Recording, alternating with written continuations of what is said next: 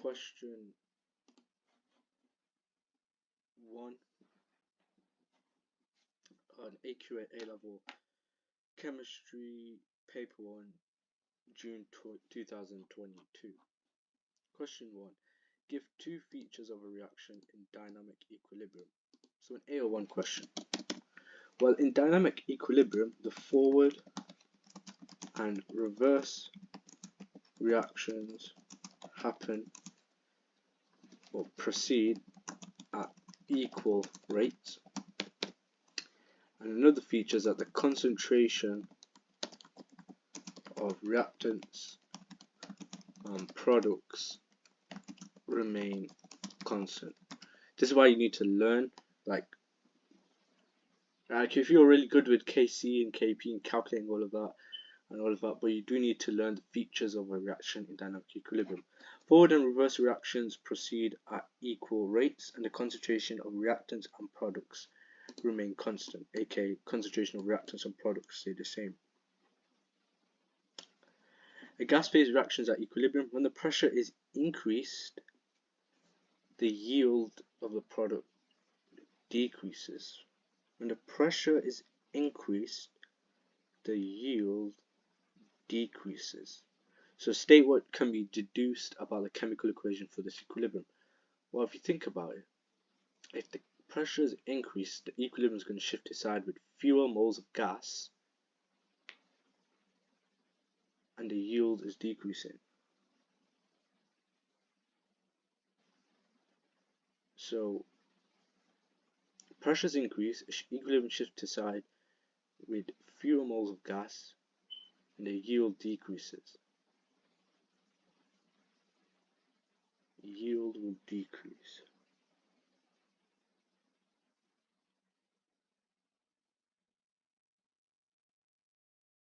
So what can be deduced is that more moles on the right hand side than left hand side. Let's create a random equation.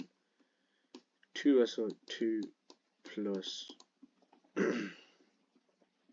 O 2SO3.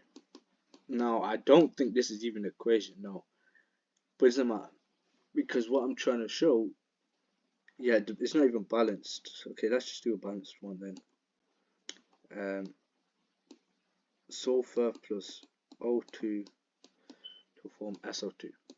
That's fine. So if the pressure is increased for this reaction, the yield decreases. When the pressure is increased, it's going to shift to side with fewer moles of gas. It's going to shift to the side with fewer moles of gas, which is the right hand side. And if you do therefore, you're going to have you're going to have more products over the same amount of reactants. So you're going to have, let's say, 50 is the amount of products over 2. However, if we switch it around, let's say you've got 3SO2 here, and then the pressures increase, the equilibrium is going to shift to the side with fewer moles of gas, which is going to be the left hand side, and therefore it's going to be 50 over let's say 4. Which one's a bigger number? Well, that's 25. 50 divided by 4. I don't even need to work it out because I know it's going to be smaller, but let's just work it out. Divided by 4, 12.5. 12.5. So therefore, what we can see is that if the pressure is increased and the yield decreases, there's got to be more moles on the right hand side than the left hand side, because therefore as you're doing products divided by reactants, big amount of products divided by same amount of products divided by more amount of reactants will give you a smaller number.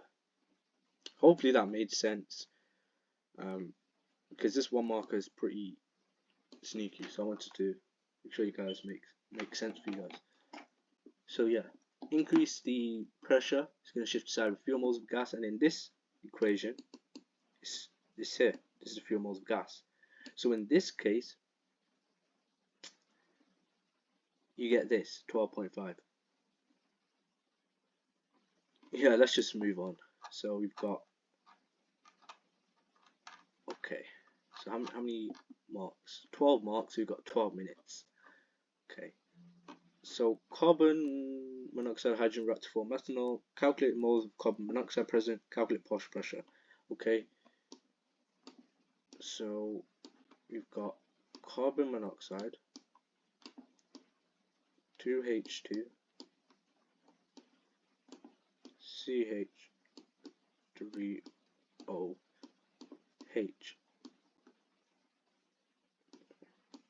and we've got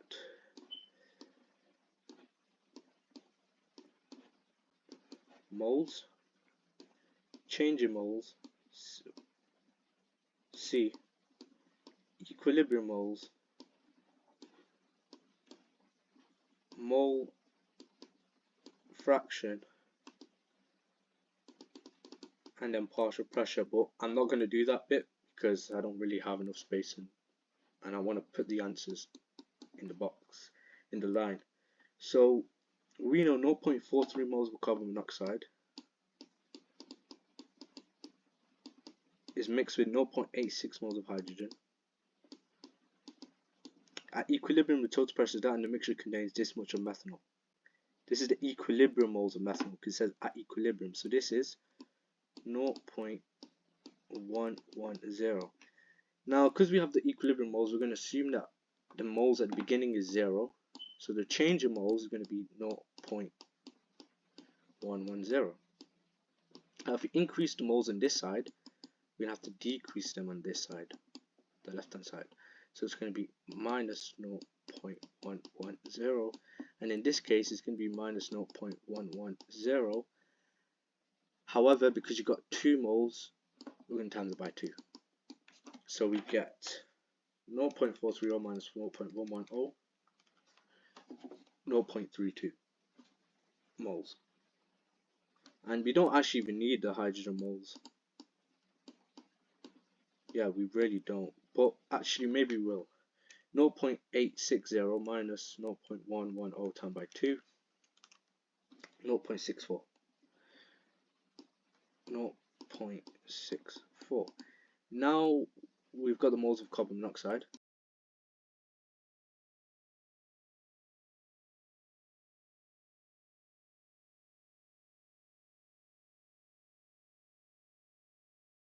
Now, in order to calculate the partial pressure, remember partial pressure,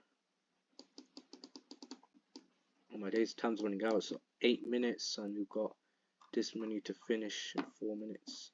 Probably won't do it all in the time given, extra minute. Partial pressure is mole fraction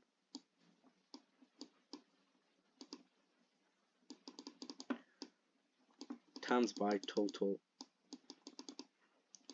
pressure. Now, to find out the mole fraction of carbon monoxide, it's just going to be 0.32 over the total amount of moles. 0.32 plus 0.64 plus 0.110, 1.07.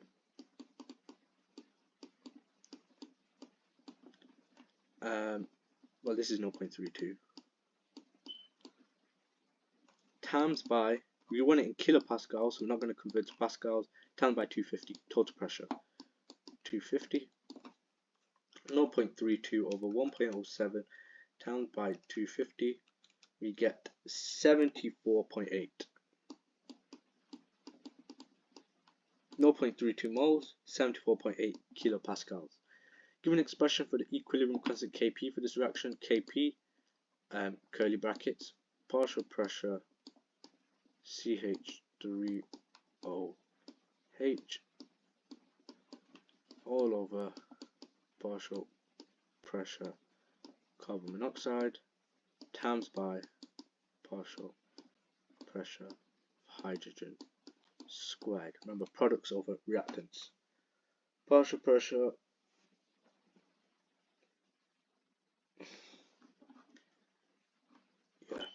okay.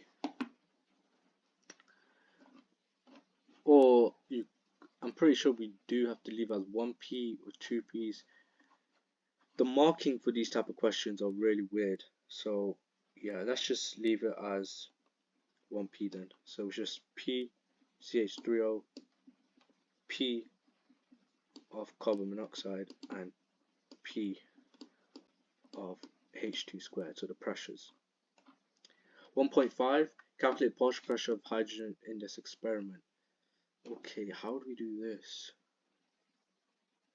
How would we do this? Okay, alright, so it's going to be Kp 1.15 times by 10 to the power minus 6 is equal to pressure of CH3OH,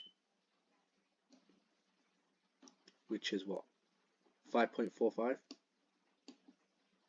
of CH3OH, yeah, 5.45 all over carbon monoxide 125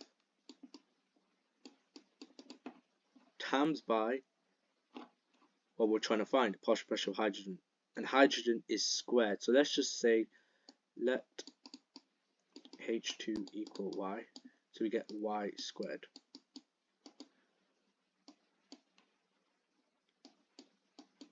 Okay, so now we need to rearrange it, so we get Y squared equals 5.45 divided by 1.15 times by 10 to the power minus 6 times by 125.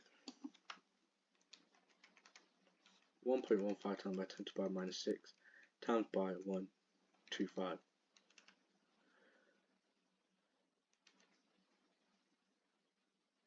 And then we get 19, and then square root the answer, we get Y equals 194.7. 194.7 kilopascals. So not too hard really. It's just a different type of question they could ask you, where they give you the Kp, they give you the partial pressures of two elements, they want you to find the partial pressure of a third by rearranging and then finding the square root and then finding the answer. And understanding that the partial pressure of hydrogen, not 2H2, you want H2. So we're going to square root it, sorry. And then use a Kp value from table 1, this table, to calculate value for Kp for the following reaction at temperature T. Gives the units for Kp. Well, what do you notice about these two equations?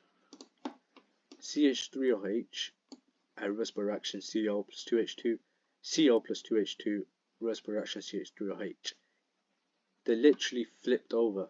So what we can do is we can just do, therefore, this Kp is just going to be 1 over this Kp, 1.15 times by 10 to the power minus 6. So 1 over 1.15 times by 10 to the power minus 6 gives me a really big number, 8.7 times by 10 to the power of 1, 2, 3, 4, 5. And then the units, now there's two ways we can do this. Actually calculate the units, or do 1 over kPa to power. Let's just calculate the actual units normally, because the units, to calculate the units is not that much of a hassle. So it's going to be kPa cubed over kPa, which would give us kPa squared, kilopascals squared, and that is final answer. So question 1, question 1.1, forward and reverse reaction proceed at equal rates. The concentration of reactants and products remain the same, constant. what can be deduced? This one, more moles on the right side than left hand side. Then a classic question, calculate the amount of moles, calculate partial pressure. Another classic question, give an expression for Kp. This one, rearrange it, use a bit of algebra, and you can find it. And then this one's a really tricky one, but the idea that because it's flipped around, you just do 1 over your answer for Kp from here, and therefore you get the value and then Kpa squared. And that's the end of question 1.